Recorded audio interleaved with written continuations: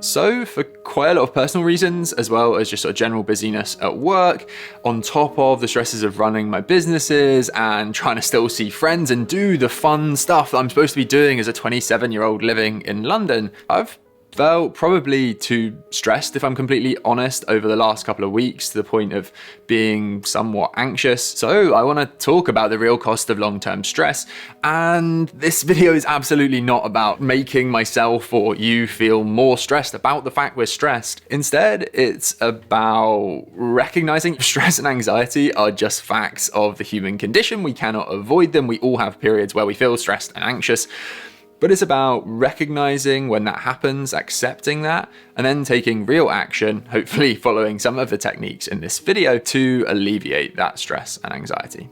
Now, it's a scientific but somewhat uncomfortable fact that long-term stress increases your chances of suffering from cardiovascular disease and cognitive impairment, and also that long-term stress can alter a process called DNA methylation, which can alter DNA expression. And I say that not to kind of scare myself or you, but because I think it's important to be realistic about the impact that stress is having on us and to take it seriously. You know, it's okay to feel stressed sometimes, but if you have long-term periods of stress and anxiety, it's important that we try to do something about it. So before we go into the techniques that I've been finding really helpful to reduce my own stress levels based on books that I've read about anxiety and stress, I want to quickly kind of cover the science of stress in a minute or two. I think it's really worth understanding how stress functions and why it's a problem for humans. Short-term stress is generally pretty productive. It's that feeling when you go into the exam and your heart's pounding just a little bit, or before an interview, or when I'm up all night working on a signing at work, that last final push. That adrenaline and stress response allows us to perform to the best of our ability. The problem comes though for humans because we are able, just by thinking about our problems, thinking, for example, for me, about all of the washing that has piled up, all of the dishes that I haven't cleaned that are sat over there that I'm not going to have time to do for the rest of the day because I'm filming this and then I'm going to see my parents because I haven't seen them for ages, and all of the work that I'm going to have to do this week.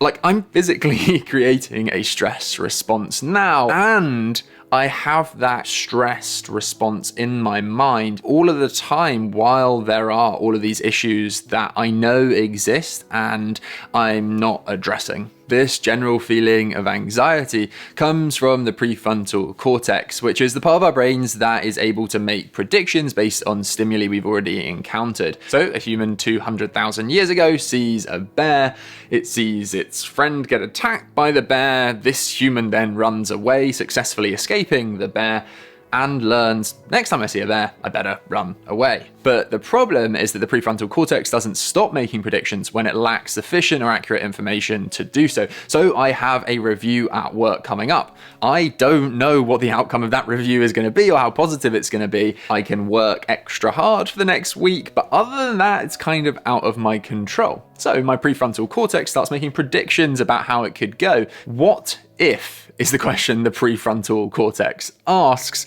And the answer to that is, it could be bad. I did get that one piece of negative feedback, and if it's bad, the current economic situation isn't great. So if people are laid off, then I'm going to be out of a job, and then I won't be able to find another job. I won't be able to pay my rent. Beth will leave me. Very quickly, I end up catastrophizing a worst case scenario because of my instinctual prefrontal cortex response. The first step to improving how we feel then is just to recognize that we feel stressed because of these what ifs, these imagined potential future outcomes, and to accept that this is how our brain is working. So yeah, I feel like since I've been armed with this better understanding of how stress operates, the different types of stress, I've been much more able to be, I guess, just like mindful of how my brain is working and to take a step back and say, okay, Liam, you're stressed and anxious. It's time to implement some of the techniques that we are about to go into. So let's dive into the 6 techniques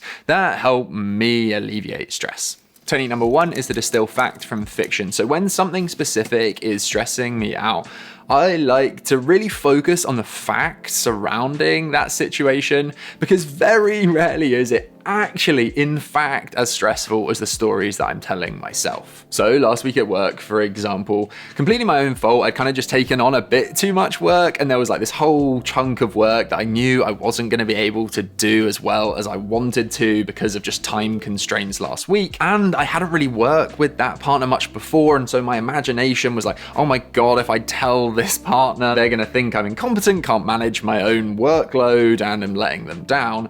And then I took a step back and was like, hold on, you didn't realize this was going to be as busy as it was, and it's going to be completely fine. Partners deal with people being too busy to do their work all the time. There are other people in the team who aren't that busy, and it will be absolutely fine. I had one quick conversation with the partner.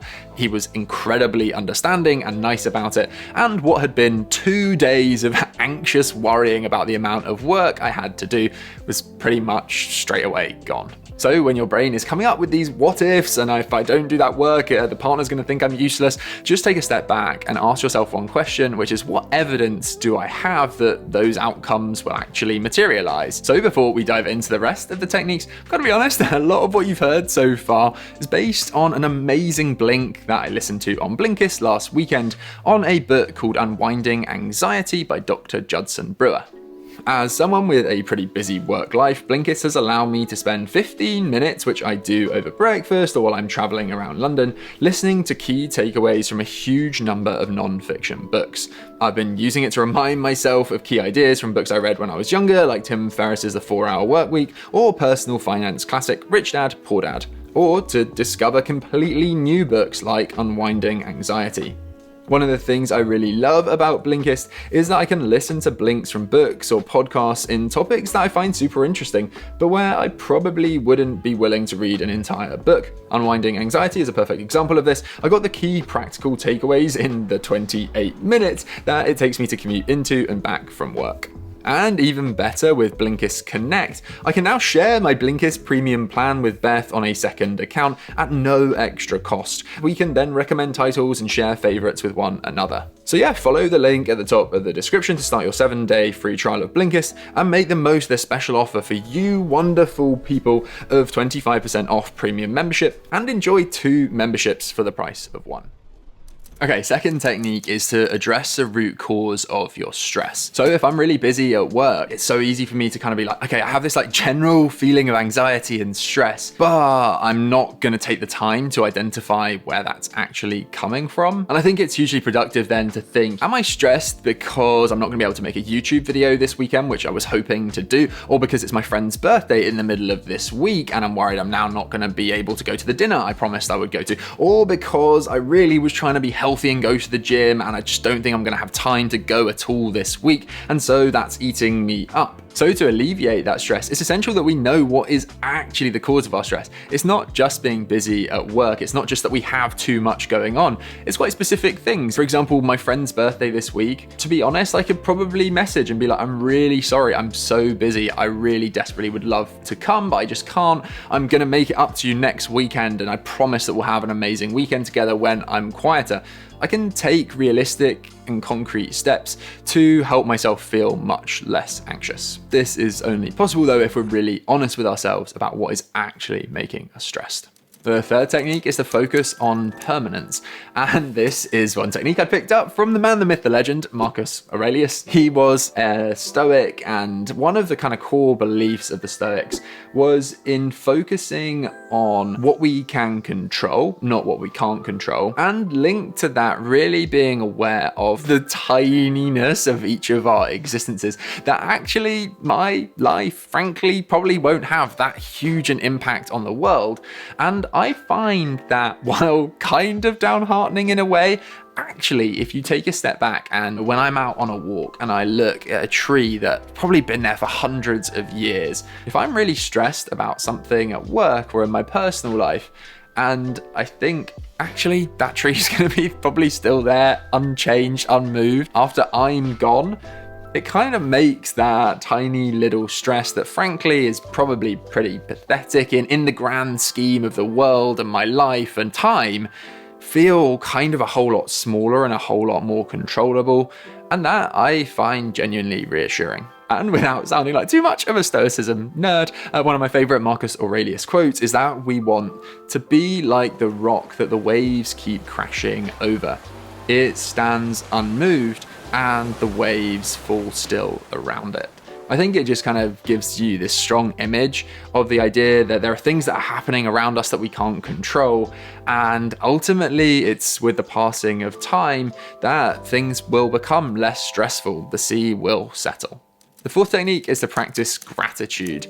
And I include this because I feel like everyone knows, like, yeah, we're supposed to be thankful for the things that we have, and being grateful and thinking of the things we're grateful for is a really important habit. But for me, it's not really so much a habit as a tool. I practice gratitude when I feel stressed, when I feel anxious, and it's something that I know I can turn to in a moment where something at work is really stressing me out. I've had a really tough week, and I can just walk and then I can think about things that really matter, that I'm grateful for. And that is a hugely powerful tool for me in alleviating stress. I don't wake up every morning, if I'm completely honest, and think of things that I'm grateful for, but I always have gratitude in my back pocket to pull out when I need it most. The fifth and penultimate technique is to make time for yourself. And I include this because I feel like it's so personal what the things are that for you personally de-stress you, make you feel better, make you happy. And I think when you're stressed and anxious, you need to focus on doing those things. So for me, that is going for a walk, that is exercise, that is having time on my own to process how I'm feeling, think about my stress, and just accepting that it's there. But for Beth, for example, like, she absolutely does not find exercise or even really going on a walk like that de-stressing,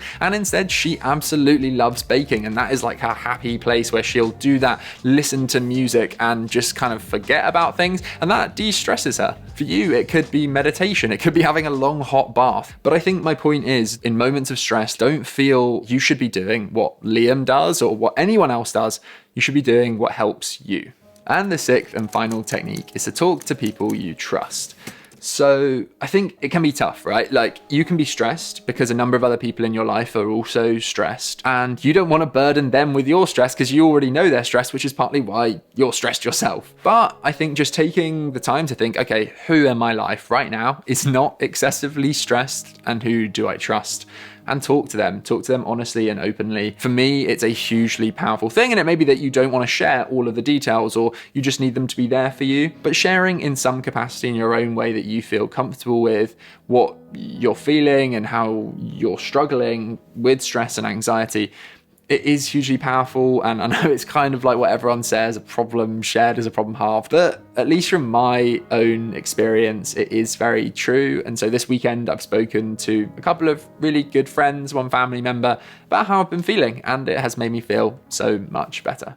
So to summarize, when you feel stressed or anxious, I think first of all, be really cognizant of what's going on in your brain. Really try to distill down to what is actually your source of stress. And then technique number one, distill fact from fiction. Try to counter the catastrophizing that your brain tends to do with actual evidence. Ask yourself, what evidence do I have that that outcome is actually going to materialize? Pretty quickly, you'll probably find that that stress is at least somewhat alleviated. Second, try to address the root cause of your stress. What is the actual cause of your stress? Third, focus on permanence and try to kind of use that to give some perspective to your relatively small problem in the moment right now. Technique number four, practice gratitude. Use gratitude as a powerful tool to counter stress and anxiety, to think about what really matters when you need to. Fifth, make time for yourself. When you're stressed and anxious, focus on doing what helps to de-stress you rather than what you feel like you should be doing. And sixth,